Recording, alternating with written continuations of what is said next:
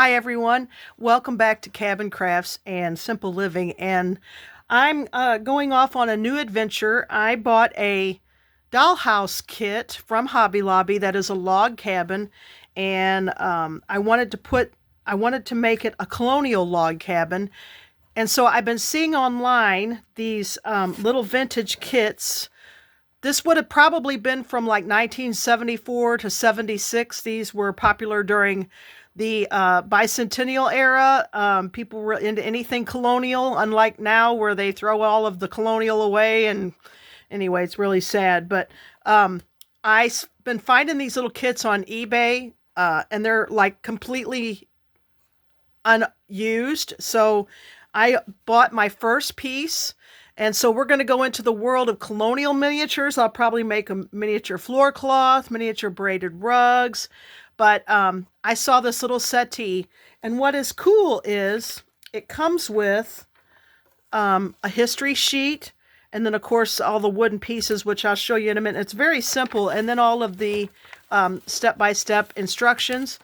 But this settee is a reproduction of one in 1660, gives the history. The original settle that our miniature was scaled from is in the collection of the New York Metropolitan Museum of Art, and has been called by some antique collectors the grandfather of early American settles. It is almost severe in its plainness, yet it's proportioned in a way that catches the eye. It goes on to say settles were made in all shapes and forms. They were designed to be placed against the wall or to be placed near the fireplace, and their high backs protected the occupants against drafts. So if you've ever seen, like, Early American Life magazine will have a home that's completely decorated in the 18th century style, even 17th century.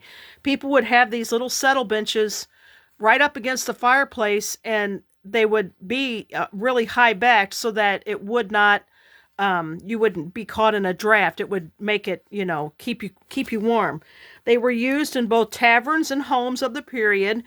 Larger, more elaborate versions were made, and some could be converted into a bed, while others had bottoms with hinged lids and could be used as additional storage. So like this front would be enclosed, and that would have a hinged seat, and you could put things inside and store it. They were made primarily of pine. However, oak and other native woods were often used. They were finished in many ways. Some were left plain, some were painted, stained, varnished, and some had decorative designs to brighten up the room. So here's my original little box that this came in. I think I paid like $15 for this, all told. I'm going to paint mine red. Obviously, that's my favorite color. And so the instructions tell us to glue the 4 back pieces together. And I've already done that. So here's the 4 back pieces already glued together. It says to use a hard drying white glue. So I'm using Aleene's tacky glue. And so I've had the back already glued together, and it's been sitting here drying for a while. So then the next seat, it says, next set of directions says glue the seat into the dados of the sides so that it is flush at the front. So here's the sides. Okay, and here's the inside. And this little routed out area is called a dado. And so we have 2 of these. And we are going to place our seat, glue our seat into the dado, and make sure that it's flush. And I just want to make sure that these pieces, because this is so old, I just want to make sure that it fits. So we're going to do a dry fit here, just to make sure, because once you put the glue on it,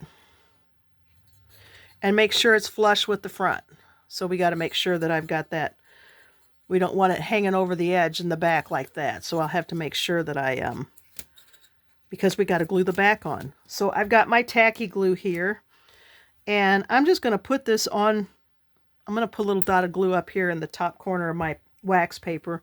And I'm just going to put this on with a toothpick, because I really don't want this to ooze out. So, because I'm going to paint it, and I don't want this glue to dry in places that it will ooze out.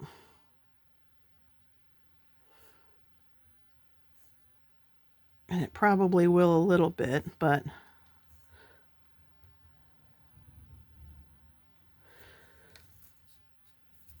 so we're going to place our first seat in and make sure that back, and make sure it's flush with the side, and it is. It's very flush. Okay, so there's one side, and now we'll do the same thing. I think I'm going to put it on the ends here. That might be a little easier to do. And I'll do a separate video on how I'm going to finish this because I want it to look old and worn. So we're going to actually age this cute little piece. I think that should be enough. And I'm going to glue this one on and make sure it's flush. Okay, so there we have our sides, and everything is flush.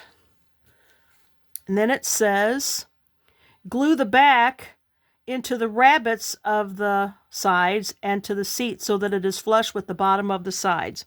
So we're going to flip this over, and you can see this little groove. This is called a rabbet. These are done on a table saw usually. Oops, there we go. Get that squinched in there. So this is going to lay flush in here. So I'm going to put some glue inside these rabbets, what's called the rabbets. In the router world, that would be these joints here. And Aleene's tacky glue is pretty good stuff. It's better than, I think, better than Elmer's glue to glue. But anyway, this settle is a design from 1660, which is still part of the colonial period, but people passed these things. I mean, you see these in 18th century taverns, and they're still, you know, they're still in style. People didn't get rid of things as quickly as we did. They would even alter their clothing. So like in the Williamsburg, in their costume department, you will see women's clothing that was altered to go with the style at the time. Instead of throwing the dress away and getting a whole new piece, they would alter their dress to fit the style because fabric was not cheap. A lot of the times it was imported from Great Britain, and you just altered your clothes instead of just getting a whole new wardrobe. Unless you were very wealthy and you wanted to get a whole new wardrobe, and some women did that too. So I'm going to just smear this glue. A little goes a long way. And so when this all dries, like I said, I'm going to sand it and age it. I will do that, demonstrate. I've got 2 more kits coming. They are beds. One is a canopy bed, and one is trying to see which side looks the best. I think that side looks the best. One is a canopy bed, and one is a little, like a post bed, like a rope bed. So I'm just going to try and fit these down in here and make everything flush.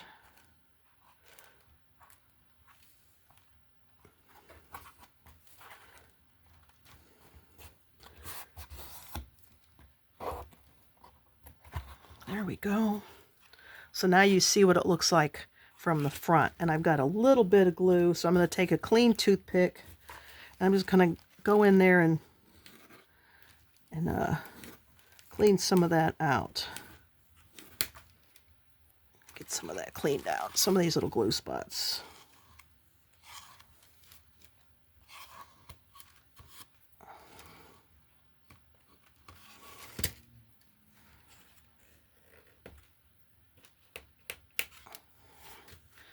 So, there is the front. of our little bench. We're almost there. Make sure everything is flush. And then we've just got a couple more pieces. And I've already lost one. Where did it go?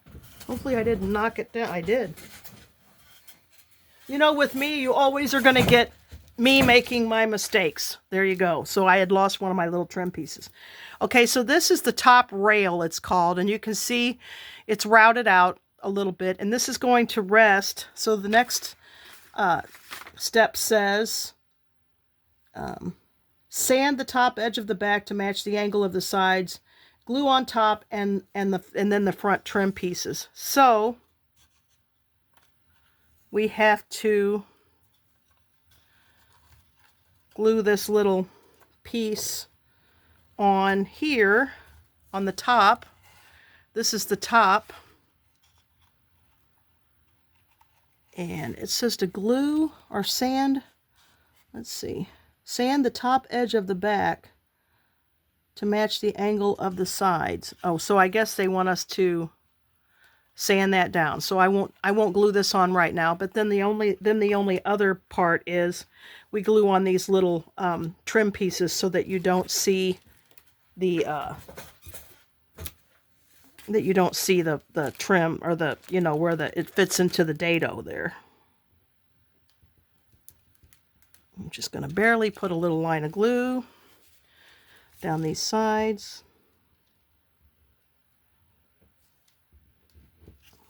Like I said, a little goes a long way. And I'm going to tell you about two sites that I've been watching on YouTube.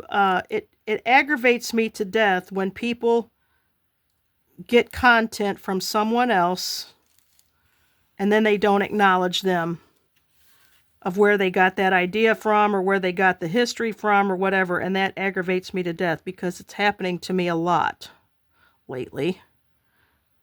And that's all I'm going to say about that. But I'm following two YouTubers. One is called tinyview, and she makes a lot of things out. She makes furniture and everything out of cardstock paper like this. Now this I took and I actually traced these pieces in case I want to make this again. But she takes cardstock. This is just cardstock or cereal boxes or whatever. And she makes the most elaborate stuff. She's made a general store. She's made a sheriff's, or a saloon, and a hotel and a barber shop of a western town. I've been following her. She does the most amazing things, and she's called tinyview. And then there's also another girl called Queen City Minis that makes really cool stuff. And so I've been following both of those ladies, and so I want to give them credit because I might be using some of their ideas in the future, like for wood floors. They make wood floors out of strips of cardstock, and it looks real, and I'll probably do that in my log cabin. So we're gluing on the front trim of our little settle. And so there it is, everything but the top rail. So I got to sand that down and do that. And I didn't read the instructions ahead of time to show you all that. And so then I also need to clean up the edges of my trim here. Because when I go to paint this, I want the paint to stick. And I'll probably, sorry, I had it away from the camera. Whoops. I had it away from the camera. Now I'll probably have to re-glue it because maybe not. Had excess glue on there, and I don't want excess glue on my trim so that it's easy to, and that piece looks okay. So I'll let all of this dry. But anyway, that's our little 1660 Massachusetts New England settle.